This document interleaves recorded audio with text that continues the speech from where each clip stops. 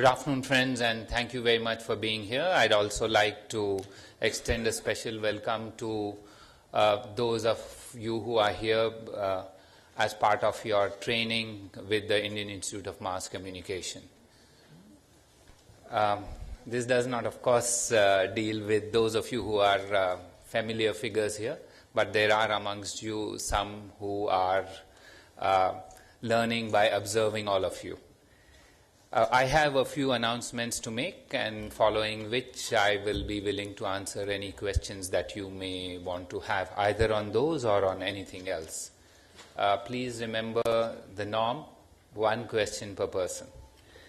Okay, the first announcement that I have to make relates to the visit of the Minister for Foreign Affairs and International Cooperation of Fiji, Mr. Ratu Inoke Kabua Bola, is currently visiting India and will be meeting the External Affairs Minister, Sri Salman Khurshid, tomorrow. As you are aware, India and Fiji share close and cordial relations. Our bilateral relations have been growing and the people-to-people contacts have been developing very well.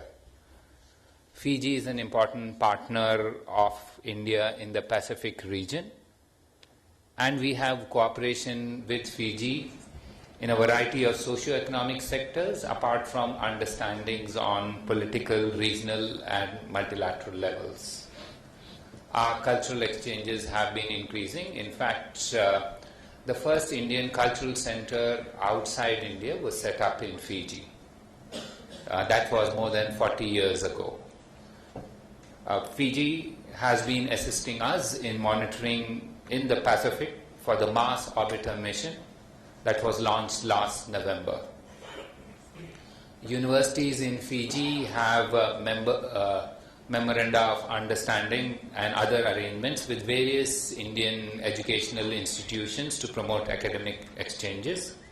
And there is a telemedicine center at the College of Medicine at the Fiji National University, and Fijian students are availing of educational facilities there that are available to Indian students here.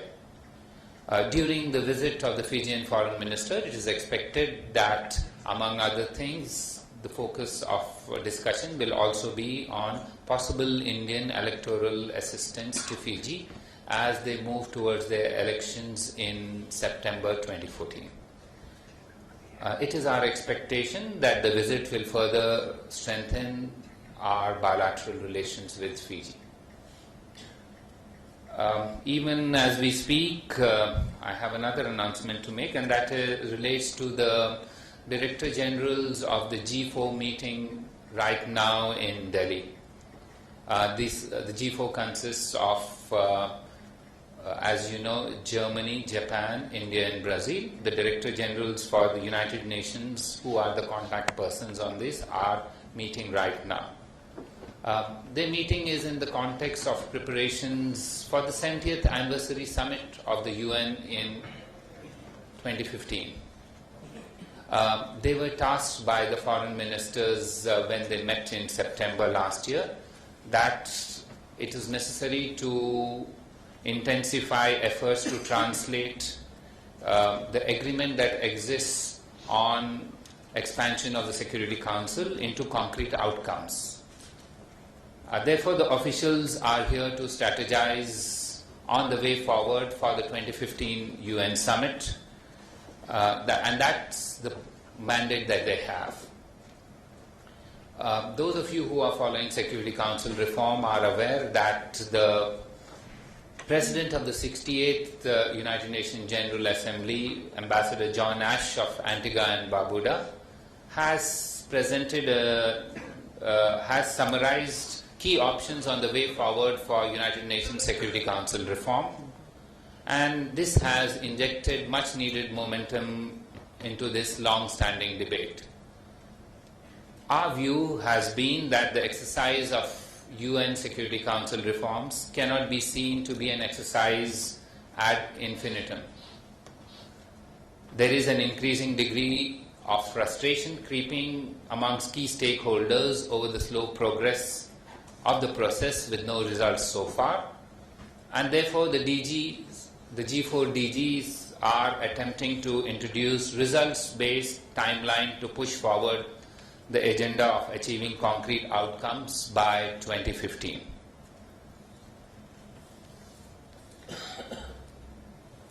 I think I will, apart from these two, I have some readouts, but those I will await questions before I provide readouts of outcomes of the special representatives meeting, as well as yes, I have another announcement to make, and that is the External Affairs Minister, Shri Salman Khurshid, will be traveling to Maldives from the 18th to the 20th. This is both for a bilateral visit there, which will be on the 19th, and on 20th he will be participating in the 25th session of the SAARC Council of Ministers to be held in Maldives. Those of you who follow SAARC are aware that preceding the Council of Ministers, there will be a meeting of the Standing Committee that will be on the 18th and 19th, and prior to that, on the 17th, there will be a meeting of the Program Committee, which is basically at the Director General's level. If you would like any further information on the agenda, etc., I will be willing to give in response to any questions that you may have. So with those announcements, I will now be ready to answer any questions that you have on these or on any other matters, including the special representative talks this morning. Yes, sir. Yes, Ranjit.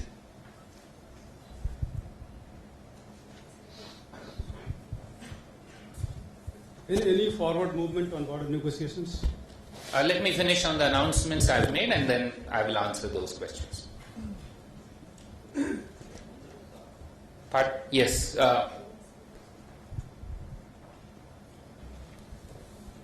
whether in this SAARC Foreign Ministers Conference, whether the agreement on trade and investment is in the agenda and any bilateral meeting scheduled? At this stage, I do not have a readout in terms of the bilateral meetings scheduled, because we are still to get an understanding of who are representing what countries there. But if there are, they would be likely bilateral meetings.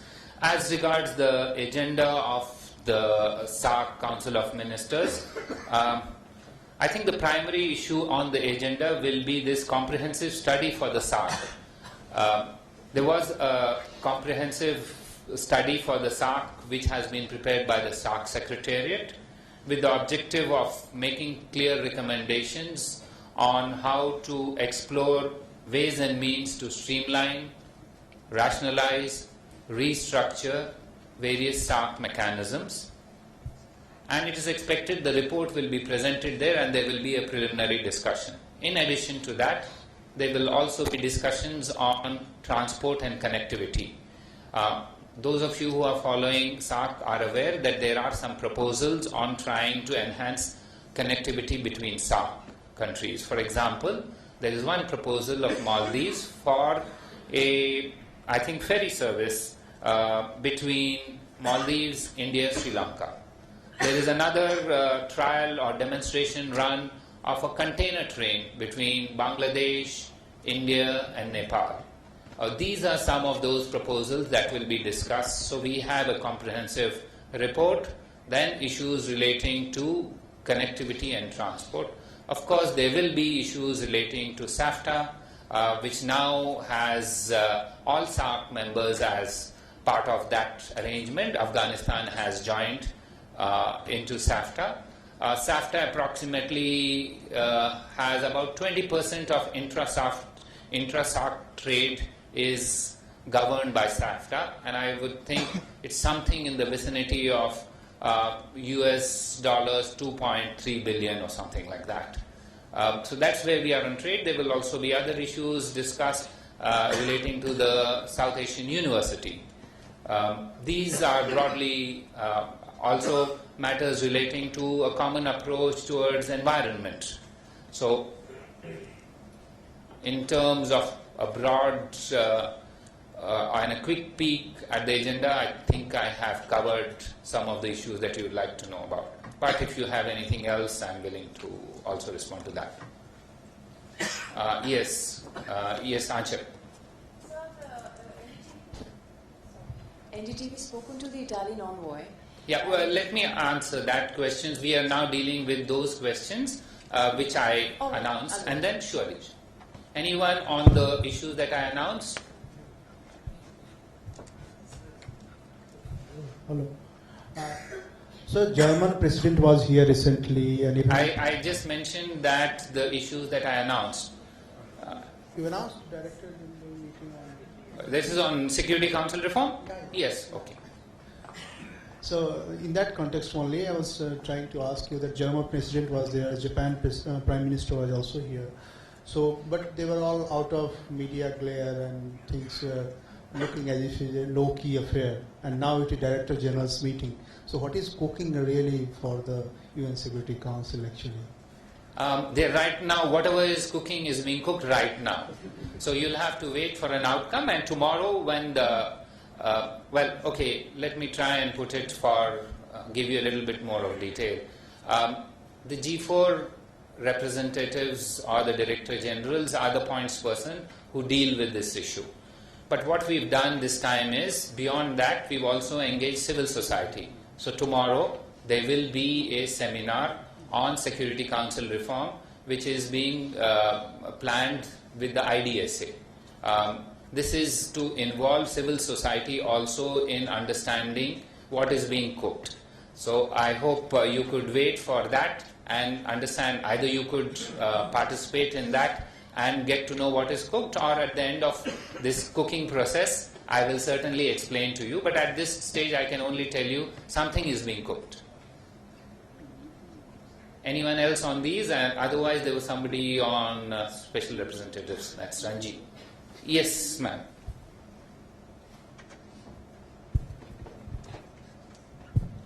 Yeah. Can you tell us about the top 3 topics in this meeting of the 17th round of representative talk? And is there any new consensus or new breakthrough achieved this time? Okay, let me try and encapsulate for you what the 17th round of the talks between special representatives of India, Mr. Shiv Shankar Menon, who's the National Secretary, National Security Advisor of India, and Mr. Yang Jiechi, who is the State Councillor from China. They took place yesterday and today. Now, if I have to try and encapsulate what would be the 3 broad areas, perhaps I could sum them up as follows. The first, of course, would be issues relating to the boundary. The second would be issues relating to bilateral relations. And the third are issues relating to international and regional issues. And let me try and explain to you what in each of these segments were the broad areas of discussion, so that you will have a pretty good readout at the end of my explanation on this matter. Now, on the issues relating to the boundary, this meeting of the special representatives was preceded by the meeting of the Working Mechanism for Consultation and Coordination on India-China Border Affairs. This was held yesterday morning.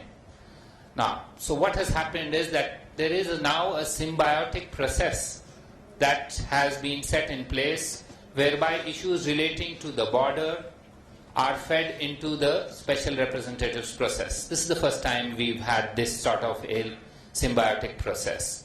So this is point number 1 in terms of how we are approaching this.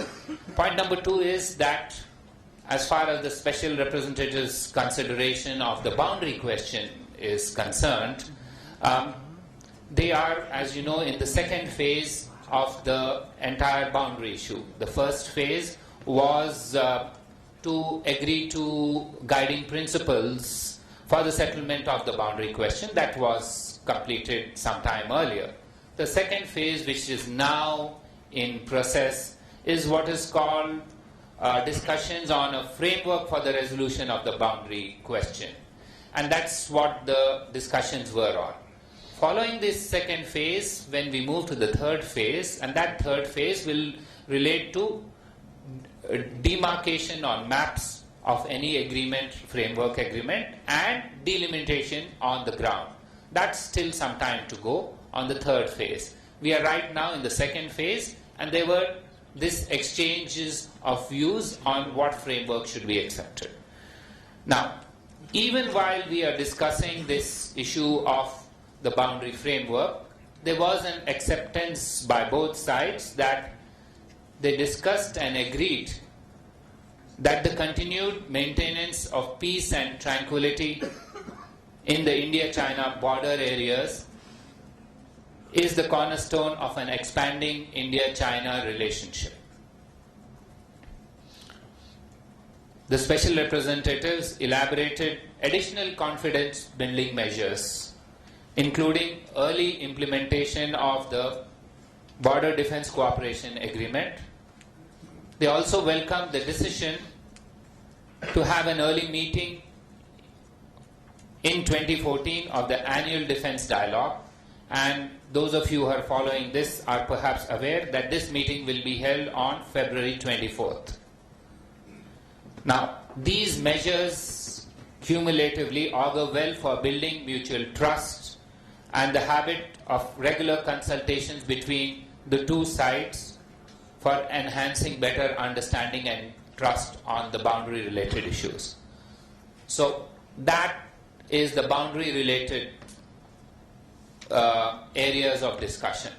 As I said, these are senior officials. They are meeting for the first time after 2 successful meetings of the prime ministers. There was a visit of the Chinese prime minister to India, and then subsequently a visit by the Indian prime minister to China. And when senior officials meet, they also take into account where the bilateral relations are in this mix. So if I can try and give you a readout of what were the discussions on those matters, I would perhaps try and sum it up as that there was a positive evaluation of India-China relations in the aftermath of the visit to India by the Chinese Premier Li Keqiang and the return visit by the Prime Minister of India, Dr. Manmohan Singh, in 2013. The special representatives agreed that a strong and expanding India-China partnership bodes well for peace and stability in the region and the world.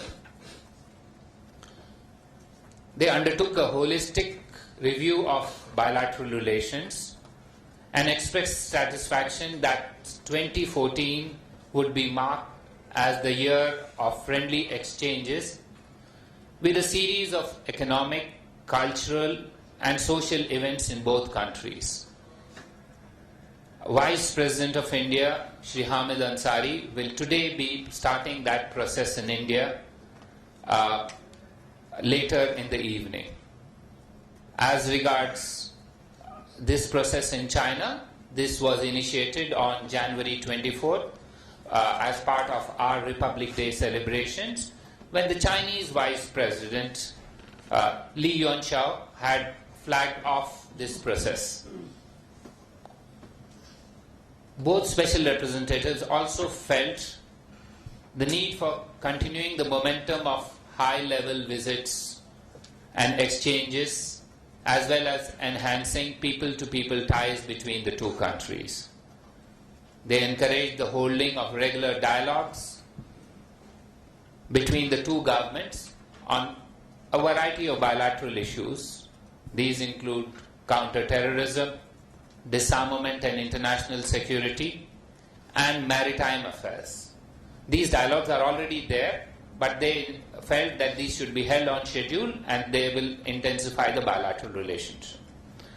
Finally, issues of a broader nature, that is, when India and China meet, they are two big countries who have perspectives on the world, not only on bilateral issues but on regional and international issues. And the discussions between the two special representatives therefore focused on regional and international issues which are of mutual interest, which include cooperation on matters such as the East Asia Summit process, developments in West Asia and Afghanistan.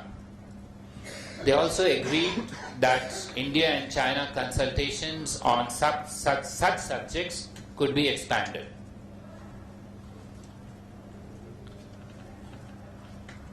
In essence, the thrust was that India and China need to work together on a host of international issues of common interest where rules of a global nature are being rewritten.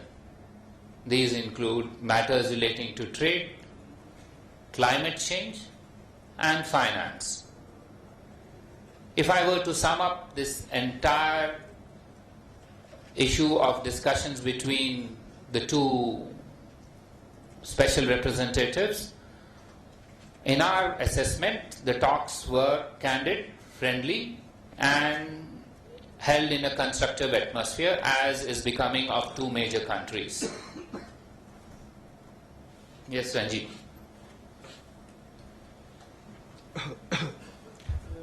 The first phase of negotiations were over in 2006 when the guiding principles were decided. Now the second phase is going on since last 8 years. So when do you think this can be completed? Is there any timeline for this? Thanks, Ranjit. I'm glad that you think I'm a soothsayer, but I'm not. I couldn't answer his question that what is going to be cooked tomorrow or today. So don't imagine that I can respond to what is going to be a timeline for an issue which is extremely complex, which both countries are serious in addressing and which both countries are diligently working towards. Yes, Naz. Actually, you would like that you could elaborate something on framework. You said now in the second phase they are working on framework of the agreement. Can we have a little bit more? As he said that this is going on for some time, you had more than bits. Yeah, next. Yes, ma'am.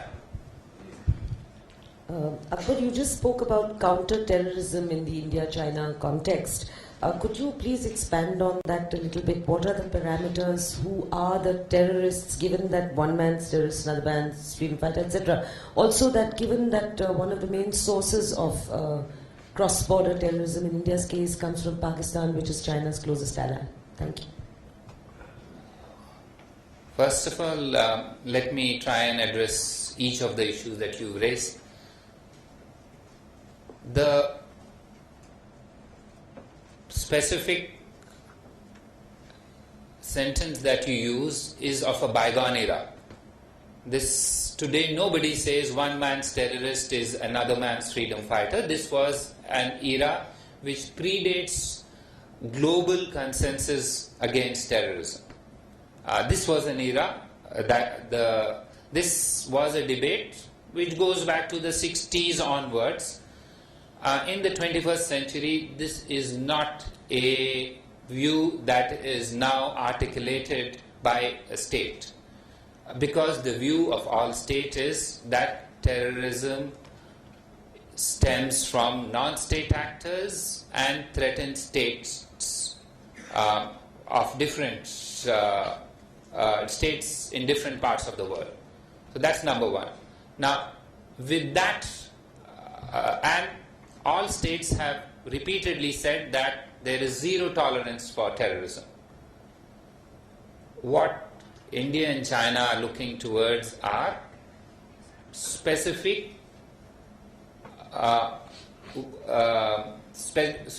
and identifiable concrete actions in this measure. You are perhaps aware that there have been exercises on this previously. And the idea is to develop and grow in confidence to tackle what is a scourge to both of us. We are cooperating not only bilaterally but also in multilateral fora, for example, through the SCO. The SCO has a system of what is called the RATS. I will explain the details to you later on, but there is a cooperative framework in the SCO where China is a member and India is an observer, and we are both working through that cooperative framework. Now, there is as part of our ongoing discussions on a variety of topics which I listed out, there was an understanding that where state frameworks are fragile, there are possibilities of non-state actors germinating and creating problems beyond those borders. Beyond that, I think I would not like to go into greater detail, because I think today I've shared with you in as much detail as possible a readout of the two SR's meeting in detail, which we've never shared before. Those of you who are covering this for years, and this is the 17th round, I don't think you had that much of detail previously. So we go step by step. I know I can never fully satiate the appetite for more, but we are moving in that direction. Yes, sir. Just a minute. Do you think that agreement between India and China, that is called BDCA, is effectively working? And to prove your point, can you tell us how many incidents of transgression have taken place after BDCA was signed? Secondly, one question. Just Thank you. Question. Just a little question. I will choose which to answer. Okay, Yes. answer this. I think I mentioned to you that there is a synergy between two meetings. One is those related to the border and the consultative mechanism. That's the meeting that deals with the border issues. The meeting of the special representatives deals with the broader issue of the boundary. Now, if your question is that were issues and instances which each side has raised on the border discussed, my answer to that is yes, it was discussed in the first meeting. Yes, ma'am.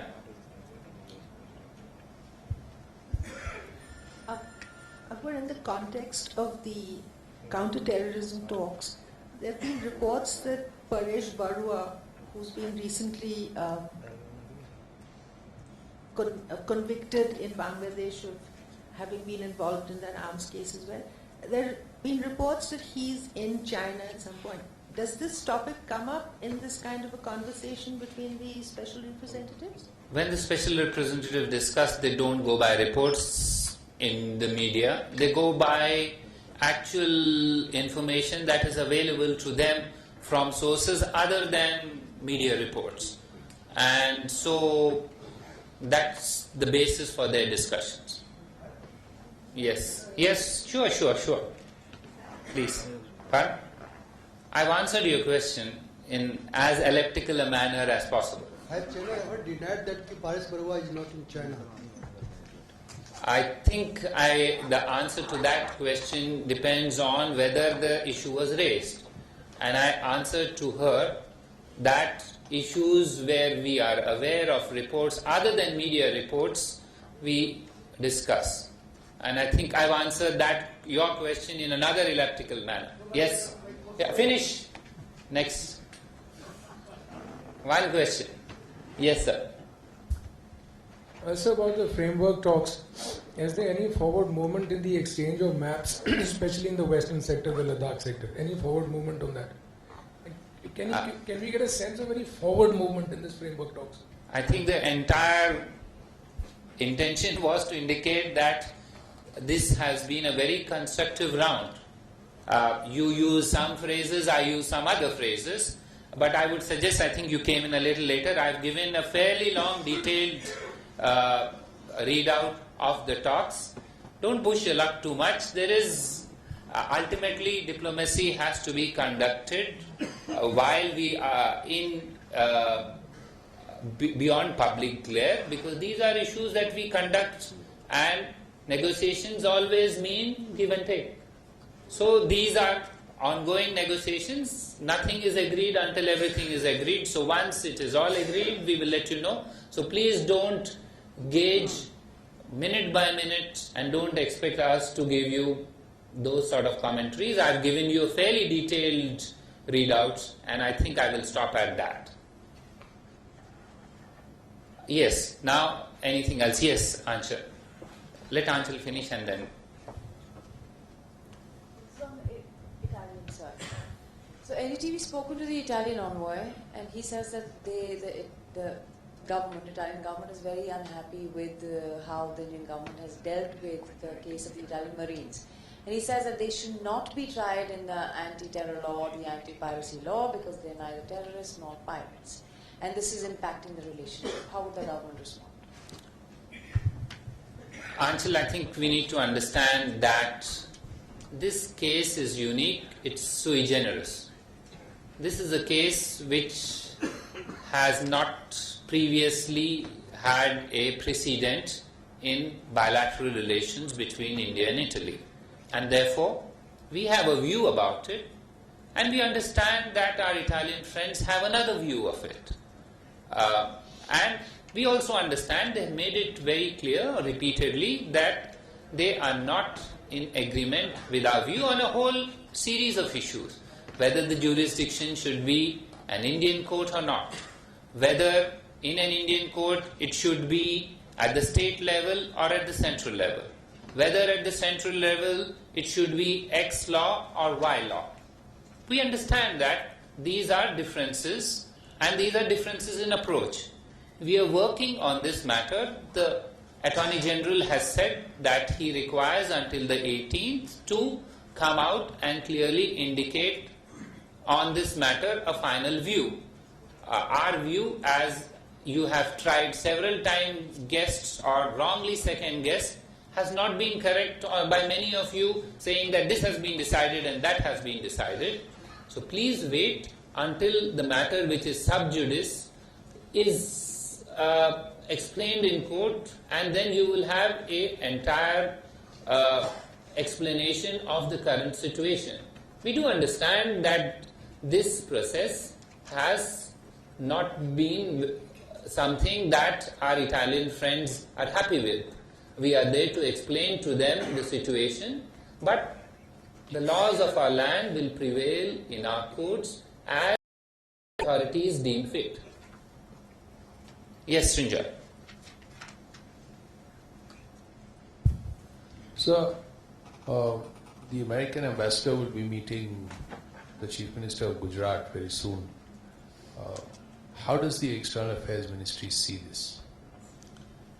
Srinjoy, I think you are aware that it is normal for foreign diplomats or ambassadors of different countries to make requests to the External Affairs Ministry to facilitate their meetings with constitutionally elected and functionaries of states. In this context, quite some time ago, the American Embassy did ask the Ministry of External Affairs on this issue.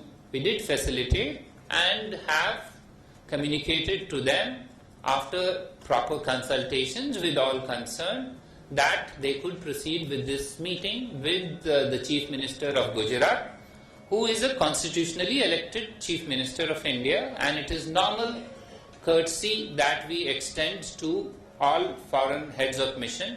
If they would like to meet and if it is mutually convenient, we provide that facilitation. Yes, follow up? Yes. When exactly did they come to you regarding this meeting, and what do you consider when granting that approval for the meeting to go forward? Specifically, in this circumstance, what did you consider? No. I mean, we considered that the meeting was by an ambassador of a country which has friendly relations with us.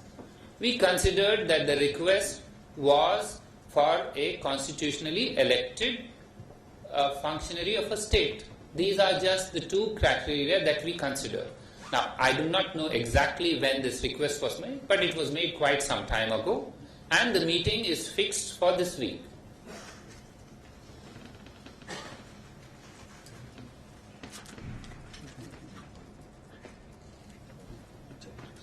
Yes, Pranay.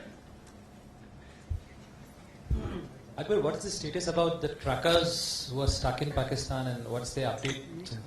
Have we ever got the report about what their well-being? Yes, we are in regular touch through diplomatic channels on the issue of the 27 Indian truckers who are awaiting their return to India from across the line of control. We have taken it up with the Pakistani authorities on a regular basis, and we are hoping to work towards a diplomatic solution. Because this is a humanitarian issue, we would like the entire issue of cross-border, cross-LOC trade is a humanitarian issue, as was the issue of cross-LOC travel. And it is our intention to try and normalize the situation as quickly as possible. And we are working, let me assure you, we are working through diplomatic channels as vigorously as possible. Yes, sir. Oh, somebody there? No, just let this on this. Okay, yeah, just hold on. How does India view the reports that US will be taking India to the WTO on opening up the India solar? I think you will have to ask these questions to my colleague in the Ministry of Commerce who deal with these issues. Yes. So, an Indian has been indicted in Singapore for participating in the riots there. So, is the NEA going to do anything about it? You know, we are aware of the verdicts of the Supreme Court yesterday. I mean, I'm talking of the Supreme Court of Singapore. Yesterday against, I think his name is Mr. Chinnappa Vijay Raghunatha Pupati. He's an Indian national who has been charged of continuing to be in assembly after it had been ordered to disperse under Section 151 of the Singapore Penal Code. We are in constant touch with the Singapore side to ensure that all Indian national charges are provided the due process of law and legal assistance. Subsequently, we are also aware that today the Attorney General of Singapore has released a report on the accident leading to the death of the Indian national Mr. Kumaravelu on 8th December in Little India in Singapore. 8 December 2013. We are in contact with the Singapore side to ensure that the facts of the case are fully investigated and due action is taken. A senior Indian diplomat, Secretary East, Mr. Anil Wadhwa, will be travelling to Singapore shortly to discuss bilateral issues, including matters relating to the riots of Little India. Yes, Maha. Sir, there are two Indian engineers who are trapped in Iran. Mr. Ahmed Patel raised this issue with the EAM. Can we have some more details of why they have been stopped from coming back to the country? Maha, I don't have the full details, but my understanding is this was largely a commercial dispute between the companies that the two Indian engineers were working for and a local company in terms of fulfillment of the contract, and these engineers had gone there to provide services to fulfill that contract.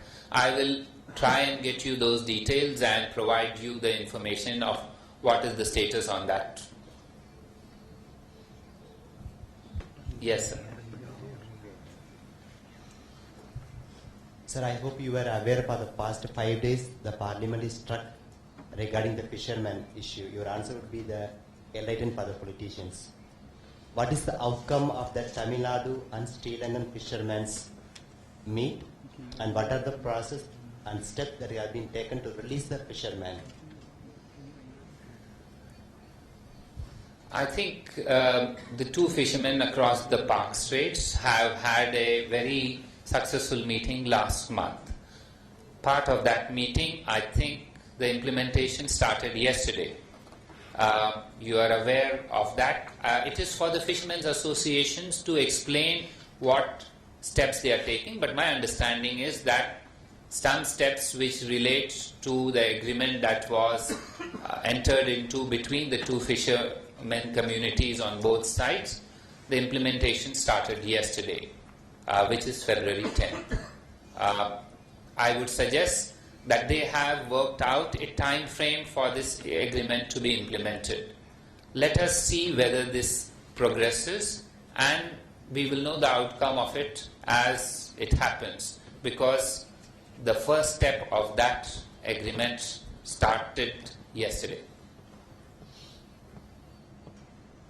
Well, he knows all the details. Anyone else?